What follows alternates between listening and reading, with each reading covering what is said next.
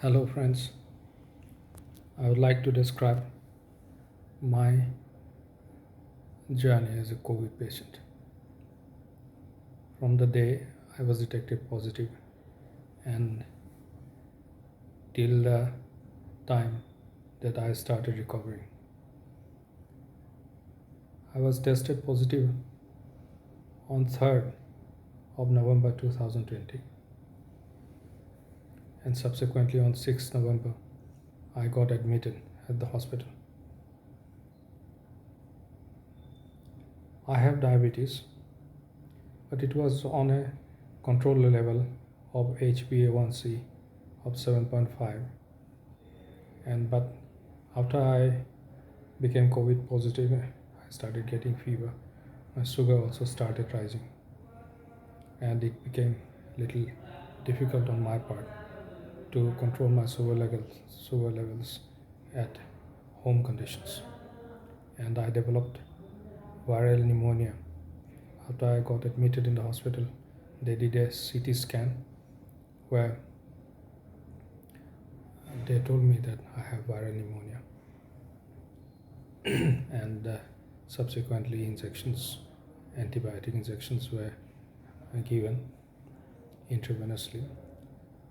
Remdesivir injection was administered, and it was for 5 days along with steroid injections twice a day for 5 days.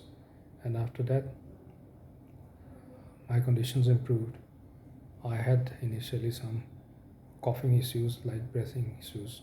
Oxygen saturation was okay.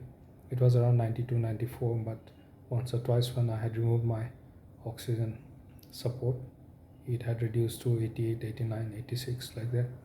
But once I have put back my oxygen support, the saturation increased. And this way, I slowly managed to recover, and I'm still recovering. But uh, why I am making this video is to let people know that with COVID and having diabetes, you can recover, and I can recover. You all can recover.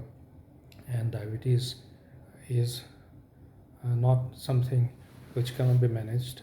If you manage your sugar levels at home, maybe you will not have much complications.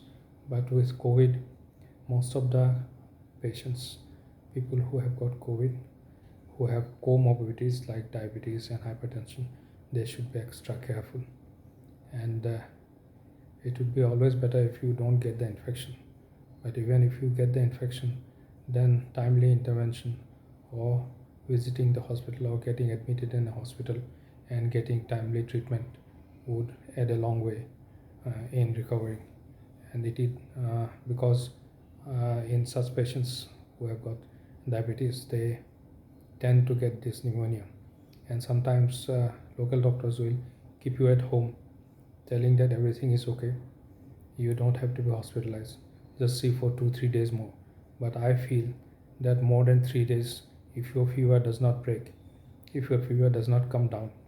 I used to have fever of around 99.5, 100 and 101 Fahrenheit. Sometimes it touched 102 also.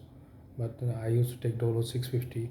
I was on doxycycline, and then later on Rebiflu, Revipiravir, this antiviral medicine was given.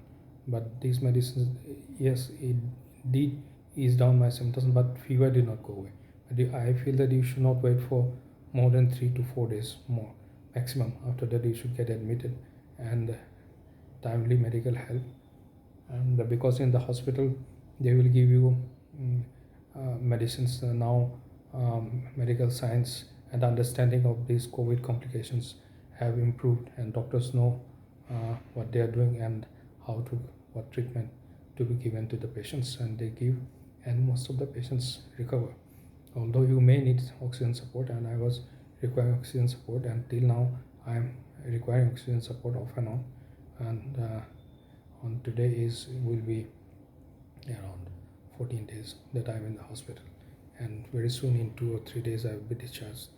And that is why I feel that I should share with you all, with our viewers, with whoever is thinking what is this COVID and how to get out of it. So this is what I have personally gone through this, and I wanted to share my experiences. Thank you.